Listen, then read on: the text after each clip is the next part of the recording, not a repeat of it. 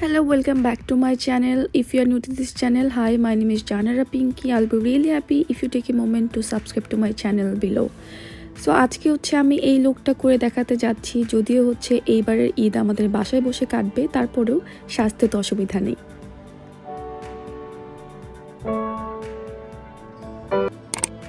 Eyebrows আগেই করে ফেলেছি। কেউ যদি জানতে চান হচ্ছে আমি আমার আইব্রোজ কিভাবে করি, আমি আমার লিংকটা হচ্ছে এখানে কোথাও একটা দিয়ে দেবো। প্রথমে এখানে হচ্ছে আমি আমার হোয়াইট কনসিলার দিয়ে আইশ্যাডোর জন্য একটা বেস তৈরি করে নিব। অ্যাজ ইউজুয়াল আমি আগেও বলেছি, হোয়াইট কনসিলারে হচ্ছে আইশ্যাডোর যেই কালার এক্স্যাক্টলি সেই কালারই আসে, এবং তারপর হচ্ছে এটাকে আমি আস্তে আস্তে করে ব্লেন্ড করে নিব একটা ব্লেন্ডিং ব্রাশ দিয়ে। এবং হচ্ছে এখন আমি জেমস চার্লসের এই প্যালেটটা ব্যবহার করব আজকে। জেমস চার্লসের এই প্যালেটটা থেকে আমি হচ্ছে এখানে হালকা পার্পল একটা কালার নিয়ে প্রথমে আমার ট্রানজিশন শেডটা আস্তে আস্তে অ্যাপ্লাই করব, এবং এটা হচ্ছে আমার মন মতো কালার না আসা পর্যন্ত অল্প অল্প প্রোডাক্ট নিব এবং হচ্ছে ব্লেন্ড করতে থাকবো। এবং এই ট্রানজিশন শেডের হার্শ লাইনগুলোকে ব্লেন্ড করার জন্য এখানে আমি একটা ব্রাইট ইয়েলো কালার নিয়ে একটা পেন্সিল ব্রাশের সাহায্যে ব্লেন্ড করে নিচ্ছি। এতে করে দেখতে হচ্ছে পুরো আই লুকটা অনেক স্মুথ লাগবে, একদমই ক্রিস্পি মনে হবে না।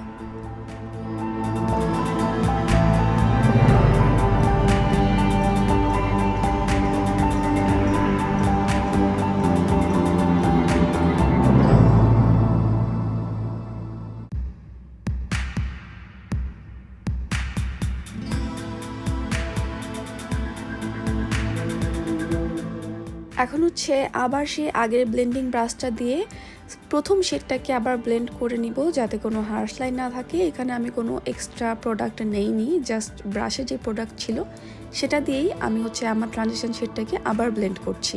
এখন হচ্ছে আরেকটু ডার্ক একটা পার্পল শেড নিয়ে এটা হচ্ছে আমার ট্রানজিশন কালারের ঠিক নিচে আমি অ্যাপ্লাই করব, এবং এখানে হচ্ছে আমি ইনার কর্নার এবং আউটার কর্নারকে বেশি ফোকাস করব। এখানেও আমি অল্প অল্প প্রোডাক্ট নিব এবং এটা ব্লেন্ড করতে থাকবো যতক্ষণ না পর্যন্ত ডার্কেস্ট একটা কালার না আসে।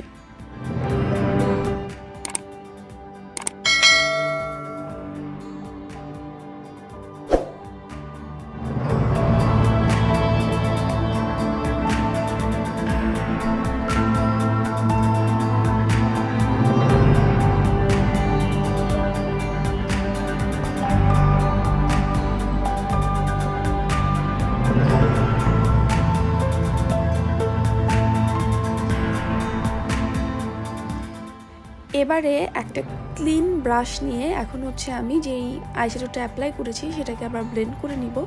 এই ব্রাশে কোনো প্রোডাক্ট নিতে হবে না, জাস্ট ক্লিন ব্রাশটা দিয়ে ব্লেন্ড করতে হবে যাতে হার্শ লাইনগুলো না থাকে এবং সবগুলো প্রোডাক্ট। এবারে হচ্ছে একদম ডার্ক একটা পার্পল কালার নিয়ে আমি আমার আউটার কর্নারে অ্যাপ্লাই করব। আগে যে দুটো কালার অ্যাপ্লাই করেছি তার ঠিক নিচে, এবং এখানে আমি শুধুমাত্র ফোকাস করছি আমার আউটার কর্নার এবং ইনার কর্নার, এবং এই আউটার কর্নার এবং ইনার কর্নার থেকেই আমি মাঝখানে হচ্ছে জয়েন করব।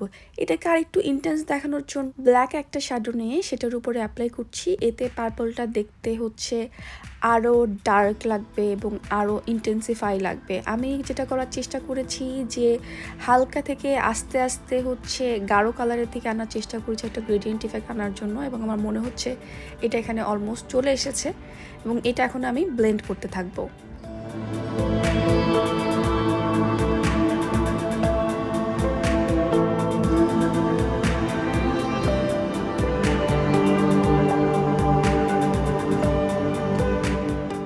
এখন আবার সেই ক্লিন ব্রাশটা দিয়ে আমি আমার এই শ্যাডোটাকেও ব্লেন্ড করে নিচ্ছি, এবং এই ক্লিন ব্রাশ দিয়ে ব্লেন্ড করার ফলে যেটা এক্সেস আপনার প্রোডাক্ট থাকবে আইলিডে সেটা কিন্তু একদম স্মুথলি মিশে যাবে, যে কারণে আমি হচ্ছে বারবার প্রোডাক্ট অ্যাপ্লাই করছি এবং হচ্ছে ক্লিন ব্রাশটা দিয়ে ব্লেন্ড করছি। এখন এখানে হচ্ছে একটা হাফ কাট ক্রিজ আমি ক্রিয়েট করে নিয়েছি অফ ক্যামেরায়। আশা করি আপনারা সবাই জানেন কীভাবে হাফ কাট ক্রিজ করতে হয়, এবং এটাতে আমি আঙ্গুলের সাহায্যে আমার সাইডের যে প্রোডাক্টটা আছে সেটাকে আমি পুশ করছি যেন এটার সঙ্গে মিশে যায়, এবং কনসিলারের যে লাইনটা আছে সেটা যেন দেখতে হার্শ না লাগে।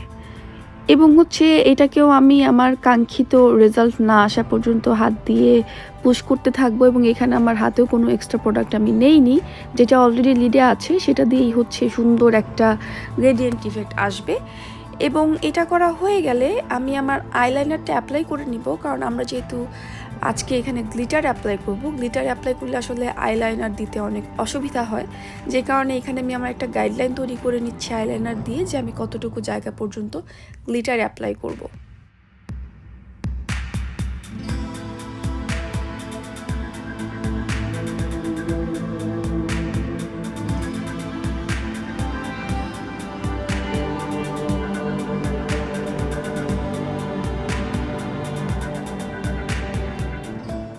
এবং এখন এখানে যে ফল আউটগুলো হয়েছে সেটা মোছার জন্য আমি একটা মেকআপ ওয়াইপ ব্যবহার করছি, এবং আমার আইশ্যাডোর যে লাইনটা আছে সেটাকে আরও শার্প দেখানোর জন্য আমি সেই শেপ অনুযায়ী লাইন করে নিচ্ছি। এখন আমি এখানে কালেকশনের এই গ্লিটার আইলাইনারটা আমি আমার ওই কাট ক্রিস্টার উপরে ভালো মতো অ্যাপ্লাই করব, এবং পুরোটা লিডে আমি ছড়িয়ে দিব আইলাইনারটা। আমার লুজ পিগমেন্ট নেই, এই কারণে আমি গ্লিটার আইলাইনারটা ব্যবহার করছি। আপনাদের কাছে লুজ গ্লিটার বা লিকুইড আইশ্যাডো থাকলে আপনারা সেটা ব্যবহার করতে পারেন, তাতে লুকটা আরও সুন্দর হয়। আমার কাছে যেহেতু নেই, আমি এটা দিয়ে এখন কাজ চালাচ্ছি।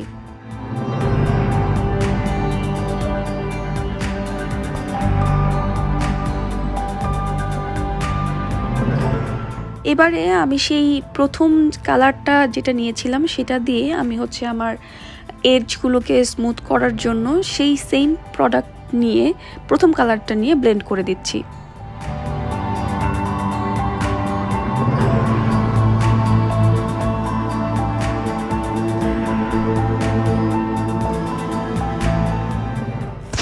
এবারে কাটক্রিজটাকে আরও শার্প দেখানোর জন্য সবচেয়ে ডার্ক পার্পল যে কালারটা ছিল সেটা এই ব্রাশের সাহায্যে চিকন করে ঠিক কাটক্রিজের উপরে লাইন টেনে দিব। এবং দেখেন এটা অল্প একটু অ্যাপ্লাই করার পরই কাটক্রিজটা দেখতে কত প্রমিনেন্ট লাগছে, মানে একদম চোখে দেখা যাচ্ছে যে আমি একটা হাফ কাটক্রিজ করেছি।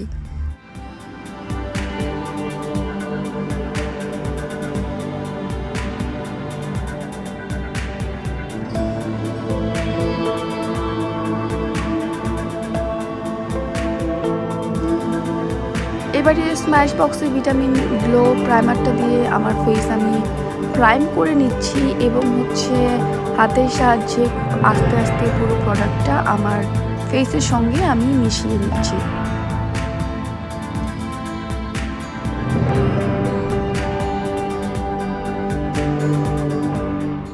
এবং প্রাইমারের উপরে আমি একটু সেটিং স্প্রে অ্যাপ্লাই করে নিব, এতে করে যেটা হয় বেসটা খুব সুন্দর মতো স্কিনে বসে এবং মেকআপ দেখতে অনেক স্মুথ লাগে।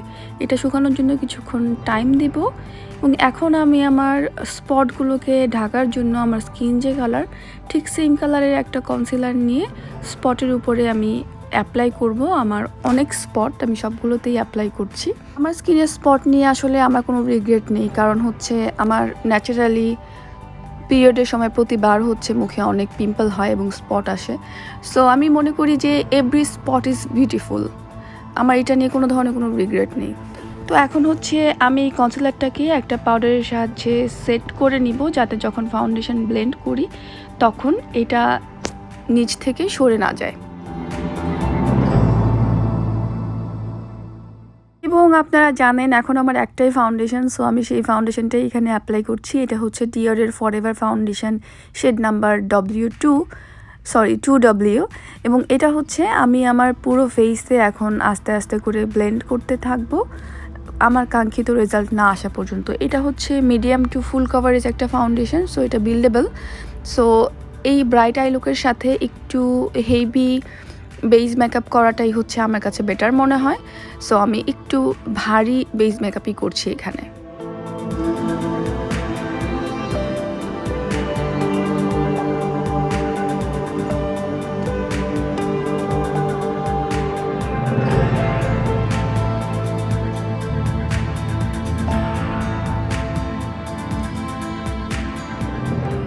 এবং এই ফাউন্ডেশনটাকে সেট করার জন্য আমি এইখানে সেটিং স্প্রে আবার সেট করে নিচ্ছি, এতে মেকআপ অনেক লং লাস্টিং হবে।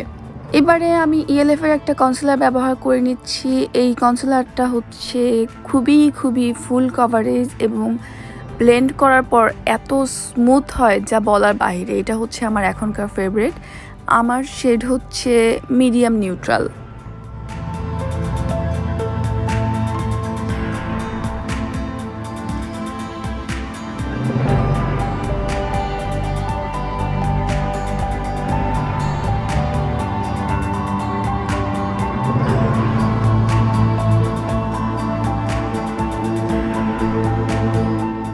এবারে সেই কনসিলারটাকে আমি সেম ভেজা বিউটি স্পঞ্জ দিয়ে হচ্ছে ব্লেন্ড করে নিব।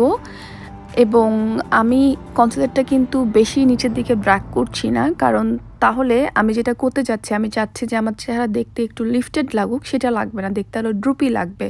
সো টেকনিক হচ্ছে আপনি কনসিলারটা বেশি নিচের দিকে টানবেন না, জাস্ট উপরের দিকে ব্লেন্ড করতে থাকবেন।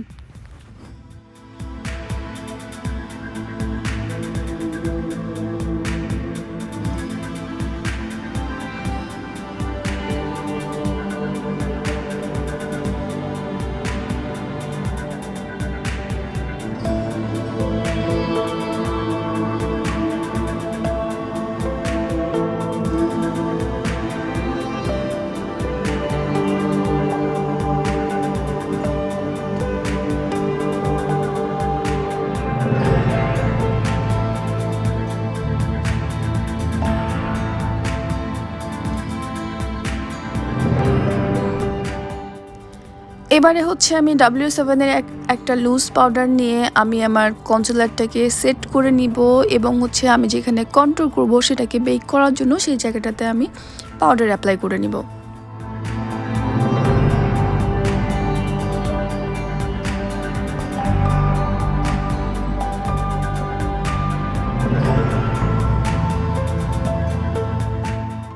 এখানে ফেসটা বেক হতে হতে আমি আমার চোখে বাকি আই মেকআপটা কমপ্লিট করে নিব। এখানে হচ্ছে আমি প্রথমে যে হালকা শেডটা নিয়েছিলাম সেটা আমি ফার্স্টে অ্যাপ্লাই করছি, এবং তার নিচে আমি যে ডার্কেস্ট পার্পল শেডটা আছে সেটা দিয়ে ব্লেন্ড করে নিচ্ছি। একটা ক্লিন ব্রাশের সাহায্যে আমি এই জিনিসগুলোকে ব্লেন্ড করে নিচ্ছি, কারণ বেশি নিচে হচ্ছে আইশ্যাডো চলে আসলে লোয়ার ল্যাশ লাইনের দেখতে চোখ অনেক বাজে লাগে। এবং এখন হচ্ছে এক্সেস পাউডারটা আমি ঝেড়ে ফেলে দিব, এবং আমি টু ফেসের ন্যাচারাল ফেস প্যালেট থেকে একটা ব্রোঞ্জার নিয়ে আমি আমার ফেসটাকে কন্ট্রোল করে নিচ্ছি, এবং আমি আমার সাইড জ লাইন সব কিছুকে ভালো মতো কন্ট্রোল করে নিচ্ছি।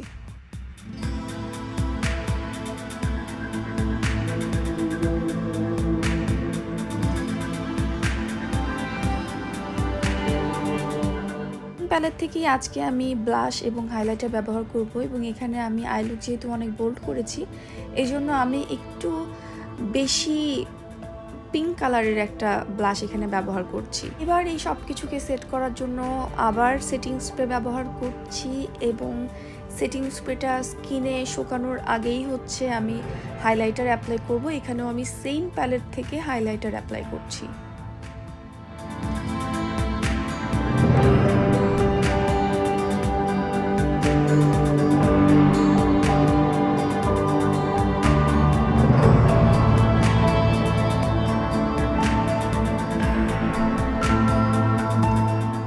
আই লুক যেহেতু বোল্ড, সো আমার লিপস হতে হবে নিউড বা নিউট্রাল, এই জন্য এখানে আমি ব্যবহার করছি NYX এর এক্সোটিক নামের একটি শেড, এবং এটা হচ্ছে একটা ওয়ার্ম ব্রাউন টাইপের একটা শেড, যেটা এই লুকের সাথে খুব ভালো যাবে।